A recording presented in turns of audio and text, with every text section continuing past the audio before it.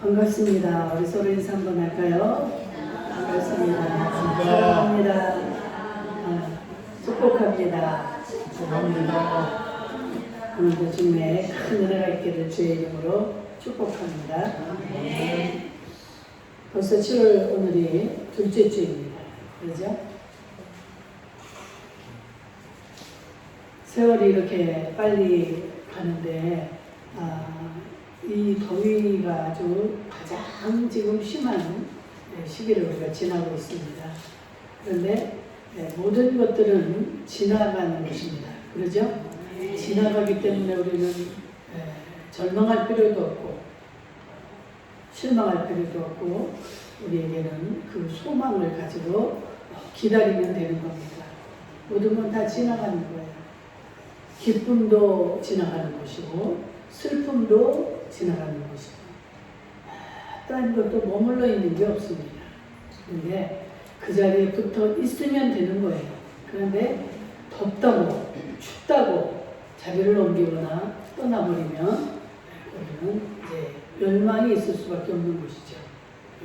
뿌리를 내줄 수 없기 때문에 뿌리가 깊이 자리하지 못하면 말라 죽게 돼 있습니다.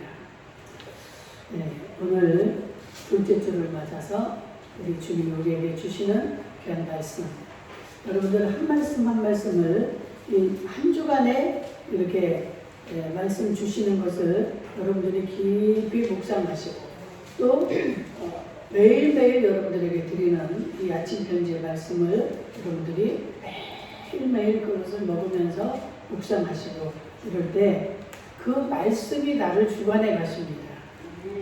말씀이 내 속에 오면 우리는 정말 상상할 수도 없는 삶이 우리에게 펼쳐집니다. 도저히 내 생각과는 다른, 그래서 하나님 뭐라고 그래요? 내 생각과 너 생각은 다르다. 하나님의 생각은 감히 우리가 상상할 수가 없습니다. 그냥 우리는 그저 내가 엄마 뱃속에서 나와서 이 나이 먹을 때까지 보고 느끼고 깨달은 거, 이게 전부잖아요. 또 책을 읽으면 그 책에서 배운 거, 느낀 거, 이런 정도인데 이 우주를 만드시고 이 역사를 주관하고 계시는 그 하나님의 생각은 우리가 감히 상상할 수도 없는 그 하나님이 나와 함께 하시니 이 말씀이 곧 하나님이기 때문에 내가 그 말씀을 믿고 붙잡게 되면 이 속에 하나님이 오시는 거예요. 내 속에 하나님이 오시면 나로서는 도저히 불가능하고 상상할 수도 없던 일들이 여러분과 저를 통해서 나타나는 것입니다. 아멘. 그러한 기적을 보시기 위해서는 여러분들이 어때요? 말씀을 들으셔야 되고 읽으셔야 돼요. 말씀을 알 때, 그 말씀을 읽다가 말씀 속에서 레마로 이 말씀이 되게 다가올 때가 있습니다. 그럼 놀라운 일이 생겨요. 조금 전에만 해도 내가 막 분노에 차고 슬픔에 가득 차고 고통에 차 있던 내 자신이 하나님이 오시면 어떻게 될까요? 여호와 샬롬이 되어버립니다. 바다 같은 여호와 샬롬이 우리에게 주어집니다. 이거는 이 세상에서 어떤 것으로도 얻을 수 없는 것이에요. 그런데 여러분들, 나는 그 고통이 싫어. 나는 그런 슬픈 일은 싫어. 내가 이렇게 한다고 그 슬픔과 고통이 내게 안 오는 것이 아니에요. 어느 누구에게도 올 수가 있고 어느 누구에게도 피할 수 없는 것이 이 세상입니다. 왜? 우리가 육신을 가지고 살고 있기 때문에. 그런데 어떠한 상황에 있을 때라도 하나님의 말씀, 그 능력이 내 속에 오게 되면 한순간에 내가 바꿔질 수 있다는 거예요. 바꿔집니다. 여러분이 하나님 말씀대로 원수를 사랑하라. 원수를 어떻게 사랑합니까? 원수는커녕 내 가족 중에도 내 자존심을 건드리거나 나를 짜증나게 하면 그냥 올라오는 거예요. 그런데 그 하나님의 말씀이 나와 함께 하시면, 내가 그 말씀을 붙잡으면, 내가 그 말씀 속에 거하게 되면 어떠한 것도 다 평화로, 주님은 샬롬이요 사랑이기 때문에 내 속에 이 사랑이 임하게 되면 모든 것이 다 해결이 되어져 버립니다.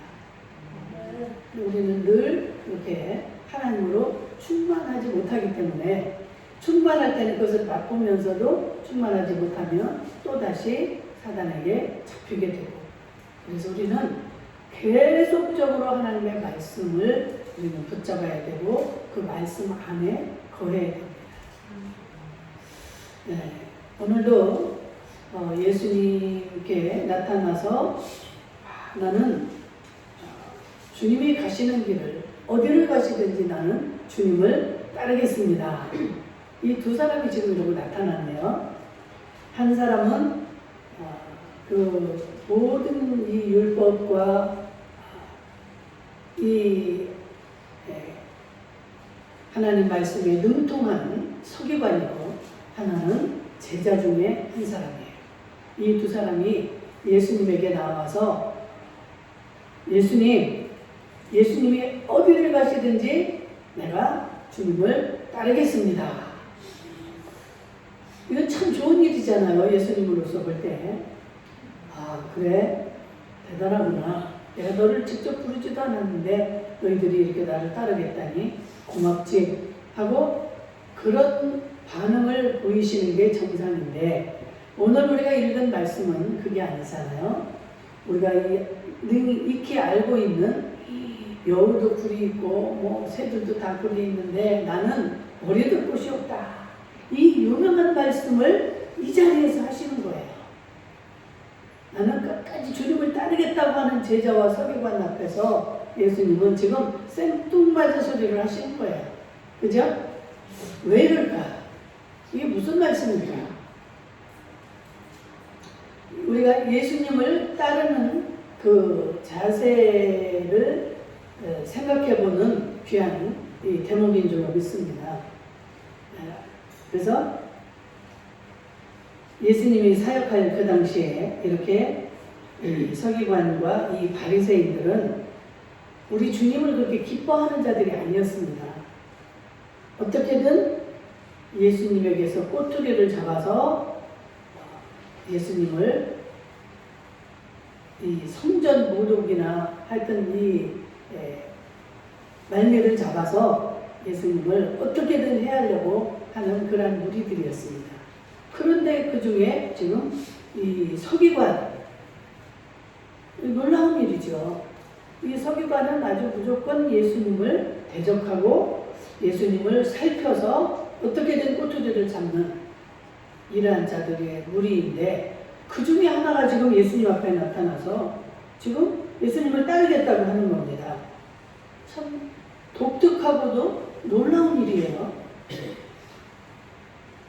그런데 그 예수님의 이제까지의 그 흔적을 보게 되면 예수님의 제자들이 지금 이런 모습으로 예수님 앞에 나타났던 거 아니에요. 예수님의 제자들은 고기 잡는 사람들이 대부분이었습니다. 그런 사람들이 주류를 이루는데, 그 사람들이 고기를 잡고 있거나 뭐 그물을 만지고 있거나 이런 상황에 예수님이 직접 가셔서 그들을 부르십니다. 너는 나를 따르라. 이렇게 해서 예수님이 직접 부르셔요. 그런데 지금 이렇게 율법에도 능통하고 예수님을 반대하던 이 서기관이 나와서 예수님, 내가 예수님이 어디든지 나는 예수님을 따르겠습니다. 이렇게 하고 나오는데 예수님은 아 그래 나를 따르라가 아니에요. 예수님은 아주 부정적인 말씀을 하십니다. 이렇게 지금 우리가 생각할 때 예수님이 상식적이 아닌 우리로서 이해가 안 되는 이런 말씀을 하시는데 왜 그러셨을까? 여러분, 여러분이나 저나 이런 상식적인 말이나 행동을 하지 않을 때에는 거기에는 분명한 메시지가 있는 겁니다. 그죠? 뭔가 지금 뜻이 계신 거예요. 우리들도 나한테 잘하고 막 위에 달려오고 하는 사람한테 내가 기뻐해야 되고 같이 이렇게 기쁨을 해야 되는데 내 마음은 그렇지가 않아요. 난 별로야. 이런 반응을 보일 때는 뭘까요? 내 속에 지금 뭔가 다른 내가 뜻을 가지고 있는 거예요. 그래서 내가 걸맞지 않는 이 말이 나가게 되는 겁니다. 이 모습을 보면서 여러분들 우리가 하는 이 선택은 우리가 하는 것이 아니고 주님이 하신다는 것을 알 수가 있습니다. 저도 신학을 해서 여기까지 이렇게 왔지만 제가 합동 개혁이잖아요. 이 장로교입니다. 장로교에서 시작을 해서 장로교 신학교를 다니는데 장로교 성도들이나 장로교인들은 이 장로교의 창시자인 이 칼빈을 굉장히 우리가 우상은 아니지만 굉장히 존경하고 그분의 뜻을 찾고 나가는 것입니다. 또 감리교 성도들은 어떨까요? 감리교를 창시한 웨슬레의 그 신학을 찾아서 그들을 막 연구하고 그렇게 중요시합니다. 또 아주 정통주의 이런 자들은 이 바르트가 그 신정통주의를 창조를 했기 때문에 그를 주장하고 따라가고 이러는 선택을 합니다. 그래서 저마다 이렇게 누구를 선택하느냐 이거는 굉장히 자유예요. 누구에게나 내가 또 장로교를 하고 있지만 진짜 보니까 웨슬레 같은 사람이 그 신학을 보니까 굉장히 좋더라. 그래서 이렇게 하거나 해도 그건 다 자유입니다. 그런데 지금 누군가를 이렇게 따르는 그 선택은 그 따르고자 하는 사람의 몫이에요. 여러분, 그런데 이 예수님을 따르는 이 선택은 그와 같지 않다는 거예요. 아멘. 여러분들이 잘 모르시지만 지금 아멘을 했습니다. 이 아멘, 우리가 선택의 자유는 있지만 어떤 것도 선택할 수 있는데 이 예수님을 따르는 것은 다르다 이 말이에요. 제일 처음에 예수님의 그 제자들, 12제자들을 부를 때도 예수님이 뭐라고 그랬어요? 하셔가지고 너는 나를 따르라. 예수님이 이렇게 선택을 하셨잖아요. 그죠? 그 모습에서 우리는 이 중대한 것을 깨달아야 됩니다. 그들이 고기 잡다가 말고 예수님이 지나가신다? 예수님, 저도 예수님을 따라가겠습니다. 이게 아니었다 이 말이에요. 예수님이 직접 부르시는 거예요. 너는 나를 따르라. 그래서 우리가 선택하는 이런 일반 선택과 예수님을 선택하는 것은 다르다 이 말이에요. 왜 그럴까요? 이 선택권은 예수님을 따르는 일에서의 선택권은 오직 예수님에게 선택권이 있다는 사실입니다. 그래서 예수님을 따를 수 있다는 것은 오직 선택받은 자들 뿐입니다. 아멘. 여러분들 얼마나 기쁘고 감사한 일입니까? 여러분들이 내가 누구에 의해서 손잡고 이렇게 나오고 내 스스로 예수님을 믿고 싶어서 온 것 같지만 그게 아니라는 거예요.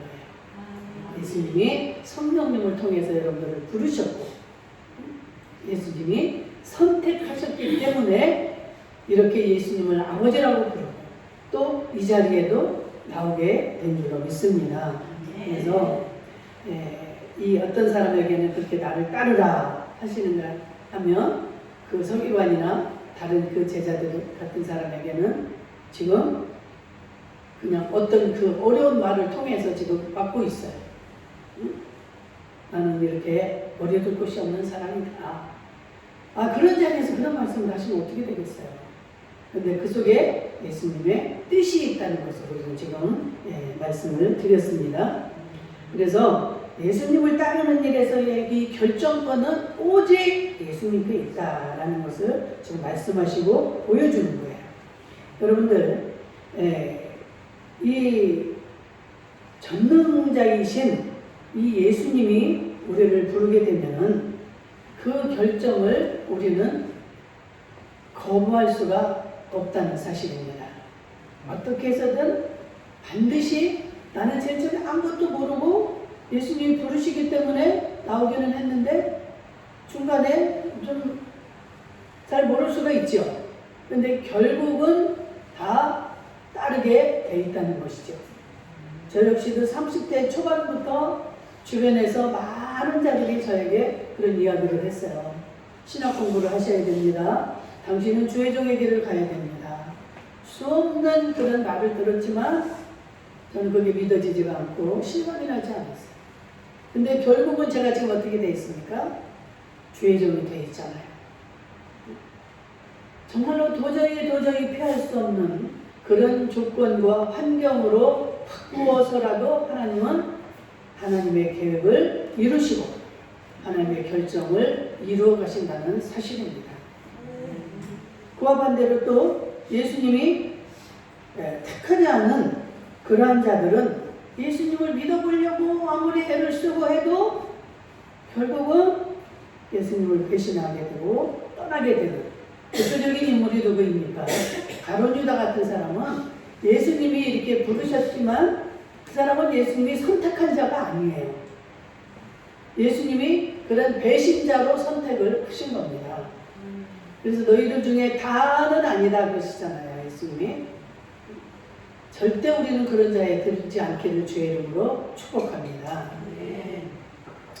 그 요나도 마찬가지예요. 요나도 하나님이 이렇게 이제 말씀을 하시잖아요. 저 니느웨 성으로 가서 그 성에 있는 자들을 구원해라. 이렇게 했지만 아니 하나님도 너무하시지. 왜? 우리 예수 믿는 자들을 정말 사랑하고 돕고 협력하는 자들에게 가서 복음을 전하라고 하셔야지. 예수 믿는 자들을 저렇게 핍박하고 아주 힘들게 하는 그 거기 가서 왜 그들에게 이 은혜를 베푸라고 하십니까? 그래가지고 니느웨 정반대 방향인 다시스로 배를 타고 도망을 갔어요. 하나님의 말씀을 어깁니다. 그런데 하나님은 다 보고 계시고 알고 계시죠. 그래가지고 큰 물고기를 준비해가지고 요나를 꿀떡 삼키게 해가지고 고통 가운데서 이제 회개하게 만들잖아요. 그래서 하나님의 뜻을 깨달으니까 하나님이 육지에다가 푹 하고 이 요나를 토해내는 거예요. 그래가지고 결국은 니느웨로 가서 그들을 구원해 냅니다. 하나님의 뜻은 그대로 될 수밖에 없는 거예요. 어느 누구도 부인할 수가 없고. 아브라함 역시도 안 그렇습니까? 아브라함이 뭐를 알았어요? 하나님이 찾아오실 때 그는 자기 아버지가 우상을 만들어서 파는 그 우상 장사의 아들로서 살아가고 있었어요. 그런데 아브라함아 나를 따르라. 내가 너를 지시하는 땅으로 너는 가라. 이렇게 했을 때 아브라함이 그냥 지남철에 저기에 지남철이 이렇게 따라붙듯이 그냥 순종할 수밖에 없이 되는 겁니다. 그러면서 하나님은 그 아브라함을 가나안으로 인도하는 그 과정에서 만들고 이렇게 하셔서 하나님의 사랑으로 하나님의 어떤 분인가를 가르쳐 주시고 이렇게 해서 정말 믿음의 조상이 되는 그 고개복을 주시지 않습니까? 우리는 이 성도라는 의미를 이 부르심이라는 단어로 우리의 정체성을 잘 깨달아야 됩니다. 하나님이 부르셨기 때문에 우리가 이렇게 하나님 전에 나올 수 있고 하나님을 믿을 수 있게 됐다는 사실을 우리는 인정을 해야 됩니다. 로마서 1장 7절에 보니까 로마에서 하나님의 사랑하심을 받고 성도로 부르심을 받은 모든 자에게 하나님의 부르심을 받았기 때문에 우리는 하나님 앞에 나올 수가 있었던 거예요. 정말 이 바울 서신을 읽어보게 되면 그 하나님의 부르심에 대한 것을 자세히 말씀하십니다. 우리가 부르심을 받았다라는 말은 하나님께서 이렇게 우리를 불러주시고 택해 주셨기 때문에 오늘날 우리가 이렇게 예수님을 알게 되고 구원의 은혜를 받은 것이지, 어떠한 내 공로가 있거나 나로 인해서 내가 이렇게 부르심을 얻은 것이 아니라는 사실이에요. 아멘. 그래서 우리는 하나님만 바라보는 감사만 있을 뿐이에요. 내가 누구보다 뭘 잘해서, 뭘 더 잘나서, 뭘 더 많이 가져서 이렇게 하나님의 자녀가 된 게 아니다 이 말이에요. 하나님 불러주셨기 때문이에요. 어떻게 우리가 이런 죄인이 이 구원을 얻을 수가 있겠습니까? 그냥 하나님의 은총일 뿐이고 은혜일 뿐이에요. 아멘. 그 은혜를 입었음에도 불구하고 우리는 불평, 불만이 나오고 하나님을 원망하고 떠나고, 그건 있을 수가 없는 일이에요. 마지막으로 우리가 아직 부르심을 받았다고 여겨지지 않는 그러한 자들에 대해서도, 그래서 우리는 겸손할 수밖에 없다는 사실입니다. 아직 우리 주변에도 보면 믿지 않는 자들이 많이 있잖아요. 그러한 자들도 하나님이 언제 부르실지 몰라요. 저를 보세요. 제가 26세 시집을 가가지고 시집을 간 곳이 예수 믿는 집안이었어요. 그러니까 예수님이 그때 저를 부르신 거예요. 그렇게 택하셔서 30대가 되니까 이제 막 주변의 사람들을 통해서 너는 주의 종의 길을 가라, 이런 일들을 막 만드시죠. 여기저기서 이렇게 막 그런 소리를 들려주시고. 여러분들 이 신앙생활을 하다가 이 같은 말을 자꾸 여기서 듣게 되고 저기서도 듣게 되고 막 다른 사람에서 듣고 이거동서 그런 말을 한다. 그럼 왜 하나님의 음성인 줄 믿으시기 바랍니다. 하나님의 영이기 때문에 이 사람을 통해서 일을 하시는 거예요. 나는 너무나 미련하고 하나님을 너무 모르니까 그런 말을 들었어도 아이고 저 사람들 진짜 웃긴다. 내가 무슨 예수를 믿는다고, 응? 내가 무슨 주의 종이 돼. 주의 종이 되려면 그냥 대학 졸업하고 그때부터 막 이렇게 해서 신학 공부를 하고 이렇게 가는 것이지, 무슨 애가 둘이나 되고 남편도 지금 교회도 안 나가고 이러는 상황에서 무슨 주의 종의 길을 바르는 거야. 속으로 제가 콧방귀를 피지 않았겠어요. 그런데 하나님은 모든 것을 다 동원하셔서 하나님이 원하시는 거, 내가 원하는 것은 다릅니다. 저는 이제 예수를 믿게 되면서도 항상 주의 종의 길을 가라고 사방에서 이렇게 해도 제 속은 항상 나는 우리 남편과 제일 앞자리에 둘이 나란히 앉아서 예배를 드리는 게 제일 소망이었어요. 주의 종이 된다는 건 생각도 못하고 상상도 못했어요. 그게 꿈인데 사람들은 주변에서 막 자꾸 그런 소리를 해요. 내가 순종을 안 하니까 하나님은 점점 환경을 바꾸시고 조건도 바꾸시고, 도저히 거기서 내가 더 이상 그렇게 만나주시는 하나님을 거부할 수 없는 그런 환경까지 몰아가셔서, 사람이 참 그렇게 참 미련하더라고요. 사람이 아니죠. 제가 그렇게 미련했어요. 저는 너무나 미련하고 너무나 지혜가 없었어요. 이건 누가 봐도 이 거부할 수 없는 하나님의 역사라는 것을 알면서도 또 피하고 또 주름을 넣고, 그 많은 시간과 그 많은 나날들을 이렇게 헛되이 보내도 뒤늦게 순종을 함으로 인해서 얼마나 제가 후회가 되고 참 안타깝겠습니까? 여러분들 하나님의 음성을 잘 들을 수 있는 귀가 열리시기를 주의 이름으로 축복합니다. 하나님의 뜻을 깨닫는 자가 가장 복 있는 자예요. 하나님의 음성을 확실하게 깨닫기만 하면 무조건 순종하실 수 있기를 주의 이름으로 축원합니다. 최고로 수지 받는 길이에요. 최고로 복을 받는 비결입니다. 그래서 어느 누가 하나님이 부르실 자인지를 모르니까 우리는 항상 같이 내가 먼저 예수를 믿고 부름을 받았다고 해서 안 믿는 자들을 무시하거나 그들을 박대하지 말라는 거예요. 순서만 다를 뿐이지 언제든지 우리 하나님은 하나님의 뜻대로 하나님의 때에 하나님의 방법으로 부르십니다. 그런데 또 더 우스운 건 뭐예요? 나중된 자가 먼저 된 자보다 더 먼저 된다. 그런 일 많지 않아요?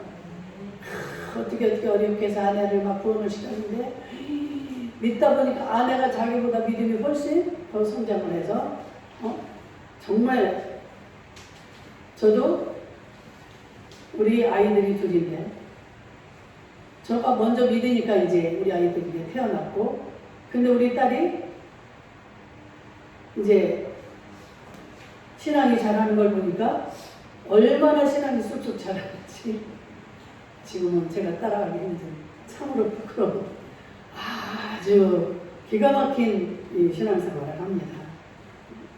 이런 걸 볼 때 여러분들 나중된 자가 먼저 될 수도 있다는 사실이에요. 그래서 어느 누구도 우리는 무시해서 안 되고, 내가 위에 사람이다, 내가 먼저 믿었다, 내가 권사다, 내가 장로다, 아유 내가 목사다, 이렇게 해서는 안 된다는 거예요.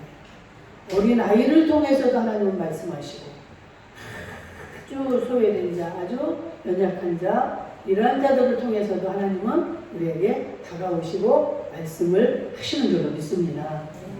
그래서 우리는 정말 이 선택을 주님이 하신다는 것, 그리고 또 둘째로 우리는 예수님을 믿음으로 인해서 어떠한 데가 복을 받고 보상을 받아야지 하는 마음으로 예수를 믿어서는 안 된다는 거예요. 여러분들 이 기복신앙, 이 뭐예요? 아주 이 예수님을 우리가 전파할 때도 그렇고, 예수님을 믿을 때 내가 이렇게 기도했고, 내가 이렇게 봉사했고, 이렇게 하니까 하나님 나를 어떻게 해주실 거야. 그걸 꼭 해주셔야 돼. 이러한 정당성을 가지고 이렇게 예수님을 믿는 자들이 많이 있습니다. 그런데 이런 보상 심리를 가지고 예수를 믿어서는 안 된다는 거예요. 아멘. 우리는 반드시 지옥에 갈 수밖에 없는 그런 존재들 아니었습니까? 우리의 영혼은 이미 죽었던 자들이에요. 그런데 예수님이 우리를 불러주셨기 때문에 우리의 영혼이 살아났고 우리는 천국의 자녀가 된 것입니다. 이 구원을 이루었다 이 말이에요. 우리는 육이 죽는 날 반드시 우리는 이 천국에 갈 수 있는 이런 자녀로 우리의 모든 근원이 바꿔버린 겁니다. 이거 외에 그 이상의 더 축복이 어디 있습니까? 나는 내가 이렇게 기도했으니까 우리 자식 이렇게 막 이 복관이 되지 않으면 안 돼요. 이런 식으로 예수를 믿어서는 안 된다는 거예요. 하나님이 우리에게 덤으로 이것도 주시고 저것도 주시고 하는 것은 감사함으로 우리가 받지만, 이 조건부로 예수님 내가 이렇게 했으니까, 내가 이런 핍박을 받았으니까, 그런 보상심리로 그렇게 해서는 안 된다는 거예요. 저도 그런 전철을 밟았잖아요. 너무 어려우니까. 내가 그거를 다 이겨냈으니까 하나님 우리 교회를 막 축복해 주시고 많은 성도를 보내주시고 막 이럴 것 같은 그런 착각에 빠졌던 때가 있습니다. 우리의 생각과 하나님의 생각은 달라서 참으로 하나님이 하시는 일은 신묘막측합니다. 우리가 아무리 하나님을 열심히 믿고 바르게 신앙생활을 해도 여러분들 어려움을 당할 수 있고 중병에 걸릴 수 있고 살림이 망할 수 있고, 그래서 여러분들 말씀할 때 전도할 때 예수님을 잘 믿으면 축복받는다, 이 말이 틀린 말은 아니에요. 축복받은 거죠. 우리가 구원의 자녀가 되는 이 축복을 받지만 이 세상에서 우리가 축복이라고 하는 그러한 단어에 우리가 들지 않으면은 축복을 못 받았다고 이렇게 생각을 하는 이런 잘못된 신앙이 될 수가 있다는 거예요. 그러면 예수님은 제대로 믿지 않아서 그렇게 고통을 받고 뭐라고 그래요? 여우도 굴이 있고 공중에 새도 거처가 있지만 나는 머리 둘 곳이 없어. 나 하나 자고 뭐할 이런 집도 없다 이 말이에요. 그럼 예수님이 제대로 안 믿어서 지금 이렇게 된 겁니까? 내가 이렇게 뭔가를 잘못하고 잘못 살아서 어려움이 올 수도 있고, 또 예수를 제대로 믿다 보니까 우리는 그런 거에 충실할 수가 없기 때문에 이렇게 예수님처럼 이런 공경에 처할 수도 있는 거예요. 그래서 예수를 믿으면 복을 받는다, 이 말이 맞기도 하고 다 맞는 건 아니다, 이 말이에요. 여러분, 우리의 믿음의 선조들 한번 볼까요? 정말 그들이 얼마나 예수님을 제대로 믿습니까? 이런 죄와 타협하지 아니하고 불의와 타협하지 아니하고 오로지 예수. 예수 안 믿는다 소리 하면은 살려주지만 나는 결코 예수를 포기할 수 없다. 예수 믿겠다면은 생명을 다 끊는 일제시대에도 그러한 자리에서도 그들이 어때요? 나는 예수님을 배반할 수 없습니다. 나는 오직 예수입니다. 해가지고 순교를 당하는 그러한 자들이 진짜 백의 믿음 아닙니까? 예수님을 진짜로 믿는 자들은 다 거의 생애가 이랬어요. 아주 어렵습니다. 그렇게 살다 보니까 제대로 먹지도 못하고 건강관리도 못해서 몸에 병이 듭니다. 자녀들을 제대로 돌아볼 수가 없으니까 자녀들도 제대로 막 이렇게 승승장 가지 못하고 어려운 일을 많이 당합니다. 죽는 것마저도 그렇게 사형을 당하거나 온갖 힘든 방법으로 순교를 당해서 죽는 이러한 자들이 있다는 것을 우리는 기억해야 됩니다. 정말 우리가 이제까지 예수님을 바로 믿고 잘 지금 가고 있는가? 우리는 돌아봐야 됩니다. 그냥 큰 교회 박사들 많고 교수들 있고 막 의사, 그런 자들은요 그 험난한 길을 가보고 성공한 사람도 있겠지만 그런 사람들은 주님의 마음을 기쁘게 하기 쉽지 않아요. 왜? 제가 겪어보지 않았습니다. 저만 해도 그런 고난 가운데 들어가 보지 않았더라면 어떻게 상대방의 마음을 제가 읊을 수가 있겠습니까? 어렵다고 힘들다고 그런 말만 들어도 제 속에서 눈물이 저도 모르게, 왜? 나도 그런 시절이 있었으니까 제가 얼마나 실감이 나겠어요. 전철 타고 가도 막 창피한 줄도 모르고 눈에서 눈물이 줄줄줄줄. 옆에 지나가는 사람들이 의식이 되지 않아요. 내 속에 이 슬픔이 너무 크기 때문에. 그러니까 그러한 자들을 이제 저도 가다가 보잖아요. 어떤 사람이 얼굴도 예쁘고 아가씨인데 아니 길을 가면서 막 울고 가는 거예요. 쟤한테 무슨 일이 있는 걸까? 무슨 사연이 있길래 저렇게 울고 갈까? 아가씨 때는 우리가 얼마나 주변에 의식이 됩니까? 응? 그래서 속이 아무리 뭐 해도 그냥 가리고 참고 이러고 가는 거예요. 저렇게 눈물이 나오고 저렇게 의식하지 못할 정도로 얼마나 아픔이 있고 무슨 사연이 있을까?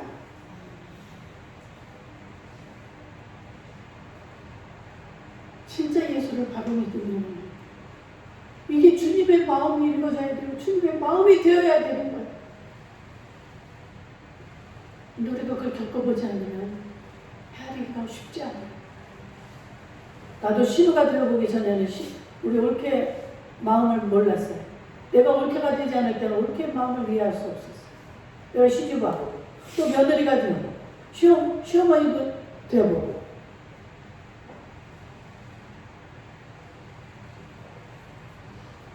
이 예수님이 이 서기관을 만나서 서기관이 따른다고 할 때 그렇게 하지 않았던 이야기는 너 지금 예수를 믿으면 그런 공명심으로 예수님이 막 그런 능력과 그런 기적을 행하니까 그의 제자다 하면 막 다들 알아주고 사람들이 아유 나도 저렇게 제자가 되었으면 이런 마음 가지고 찾아왔을 수도 있다 이 말이에요. 응? 그러니까 너 또 그 제자도 마찬가지예요. 응? 너희들 그런 마음으로 왔지. 근데 내가 사실을 말해줄게. 나는 네가 생각하는 것처럼 그렇게 호화롭고 평안하고 유명한 자리, 대접받는 자리가 아니야. 나는 머리둘 자리도 없는 사람이야. 너 내 말을 듣고 그래도 나를 따를 수 있겠냐? 이거를 예수님은 지금 묻는 겁니다. 보기 좋은 보이는 것들로만 가지고 나도 한 자리. 예수님이 세상에 분명히 왕으로 나타나서 올라가실 거야. 그럼 그때 나도 한 자리 해야지. 이런 마음으로 오는 자들은 나는 필요 없다 이 말이에요.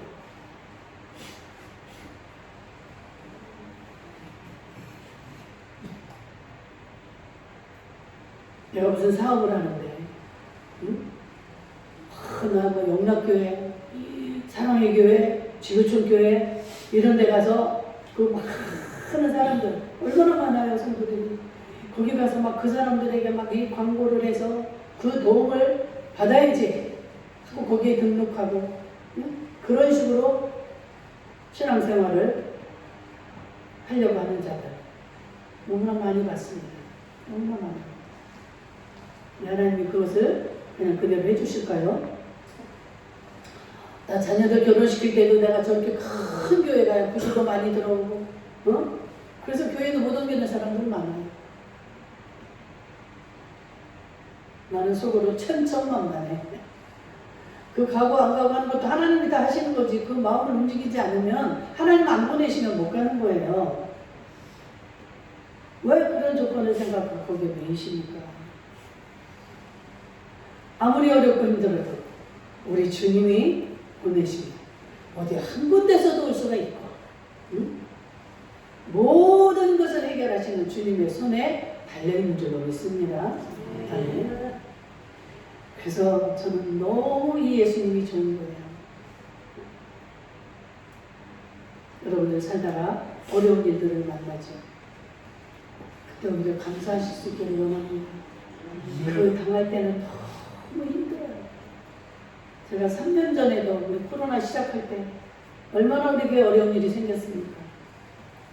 얼마 되지도 않는 식구들 하나하나 다 이런 일이 생길 때 3개월 이상을 제가 힘들었어요. 그때 제 얼굴이 확 변해버렸어요. 완전 노인 얼굴로 변해버렸어요. 지나고 나니까 모든 게 하나님의 뜻이었고 하나님이 그 기간을 허락하셨더라고요. 그때 내가 좀 방심할까봐 더 기도하게 하시고 한 영혼의 그 소중함을 더 알게 하시고 그래서 하나님은 또 걸릴 것들을 걸러내시고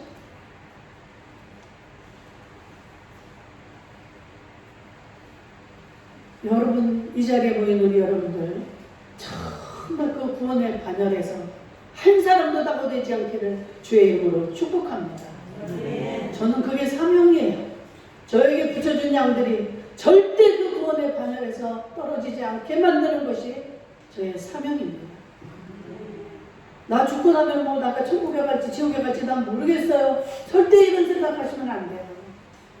하나님이 여러분들을 부르셨다는 것은 이미 여러분들을 구원의 자녀로 선택을 하셨기 때문에 여러분들을 어떻게 해서든 회개시켜서 천국으로 보내는 게 하나님의 뜻입니다. 지금은 내가 긴가민가하고 나 막 죄가 너무 많은데 이런 생각이 있으셔도 어때요? 하나님은 다 알고 계십니다. 그래서 회개를 시키십니다. 그래서 때가 되면 회개하게 하시고 거룩하게 만드셔서 하나님의 나라로 우리를 데려가는 이 구원의 은총인 줄 믿습니다. 절대로 난 모르겠어요 이 소리 하시면 안 돼요. 아멘.